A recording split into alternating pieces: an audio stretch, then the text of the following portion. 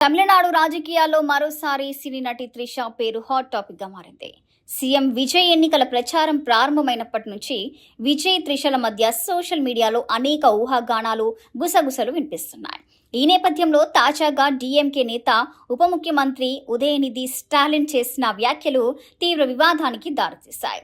తంజావూరులో కావేరీ నది జలాల అంశంపై జరిగిన నిరసన కార్యక్రమంలో ఉదయనిధి స్టాలిన్ ప్రసంగిస్తుండగా అక్కడ ఉన్న కొందరు కార్యకర్తలు త్రిష త్రిష అంటూ నినాదాలు చేశారు.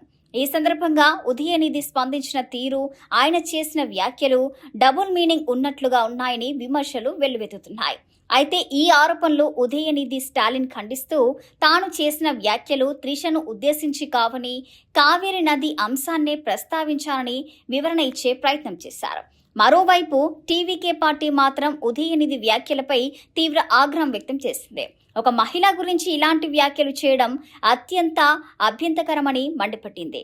ఇక ఈ వ్యవహారంపై జాతీయ మహిళా కమిషన్కు ఫిర్యాదు చేస్తూ ఉదయనిధిపై కఠిన చర్యలు తీసుకోవాలని, బేషరతుగా క్షమాపణ చెప్పాలని, అలాగే పోలీసులు కేసు నమోదు చేయాలని డిమాండ్ చేశారు. అటు బీజేపీ నేతలు కూడా ఈ వ్యాఖ్యలను తీవ్రంగా ఖండించారు. ప్రజా జీవితంలో ఉన్న నాయకులు మహిళల పట్ల మర్యాదగా వ్యవహరించాలని, ఇలాంటి వ్యాఖ్యలు రాజకీయ విలువలను దిగజార్చేవని విమర్శించారు. ఇప్పుడు ఈ వివాదం తమిళనాడు రాజకీయాల్లో పెద్ద చర్చకు దారితీసింది.